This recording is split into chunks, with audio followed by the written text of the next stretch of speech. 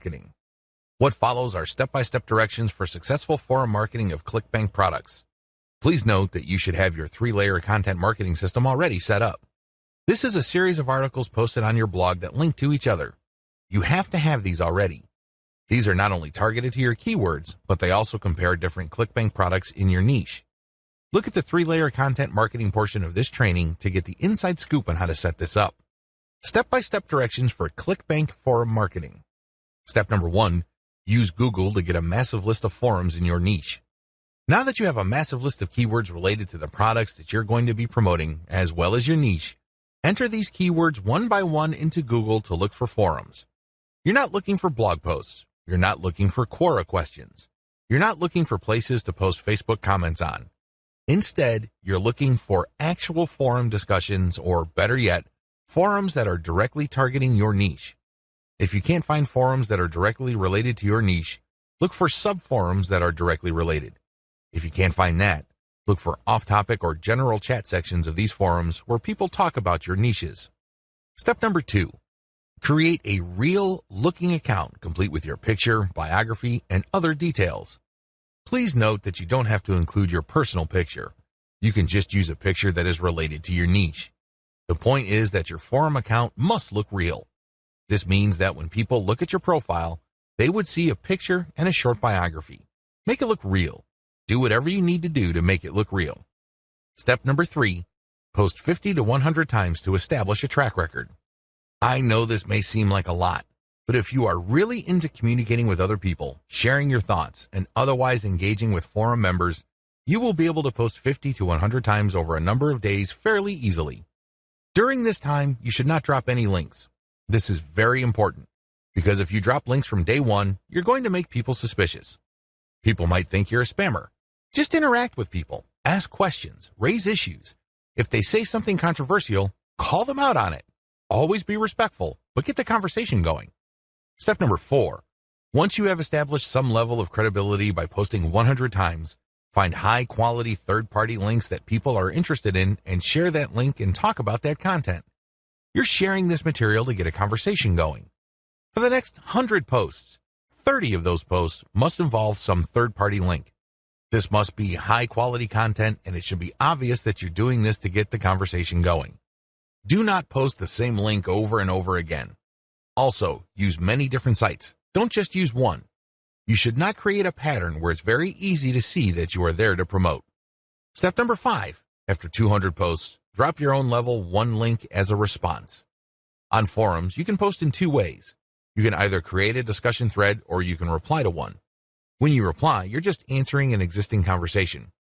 For 100 posts, respond to other people. But once you reach your 200th post, look for a conversation that is most related to the topics raised by your level 1 content and discuss these issues.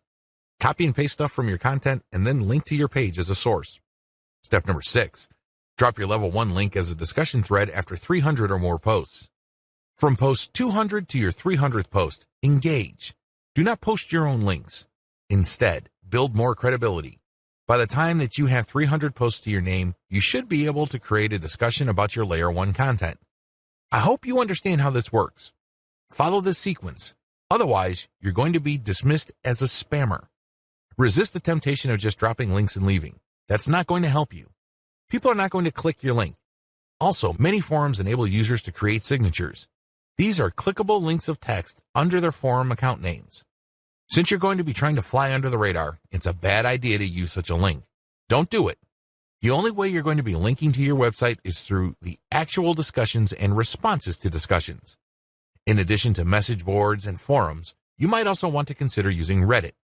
Take special care when working with Reddit. You'd be better off looking for a subreddit dedicated to your niche or something closely related. Using the same rules I mentioned above to establish credibility before starting your own discussion threads with your link in automated Twitter marketing.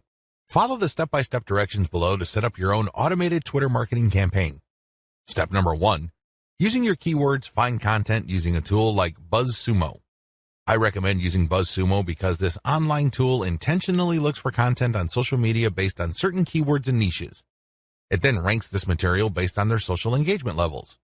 When you get access to this type of content using your niche keywords, you can rest assured that the content you see is viral or has enough traction on social media. You don't have to use BuzzSumo. There are other similar tools out there. Regardless, you need to use that kind of tool. Otherwise, it's going to be very hard for you to do this manually. You're going to have to go through a lot of content and manually check the social signals. It's very tedious. It burns a lot of time. In many cases, you are still not sure if you got the right content. Step number 2, find your competitors on Twitter and find their keywords. Now that you have a massive list of niche and product-related keywords, use these on Twitter to find all your competitors. Get as many of them as possible. Next, look at the hashtags that they normally use with their posts and copy and paste them into a file. Get as many of them as possible.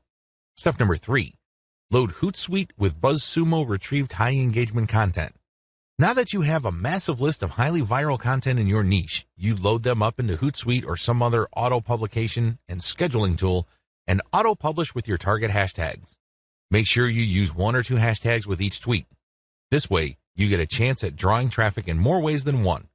In addition to the third-party content that you are scheduling for publication using Hootsuite, you should also rotate in your Layer 1, Layer 2, and Layer 3 content. Use a link shortener service like bit.ly. For each of these tweets, rotate among your target hashtags. Step number 4, follow your competitors' most active real followers. While Hootsuite and Social Oomph or some other auto-publishing tool you are using runs in the background, you should manually look at your competitors and look at who is following them. Go to those accounts and pay attention to the activities of those followers.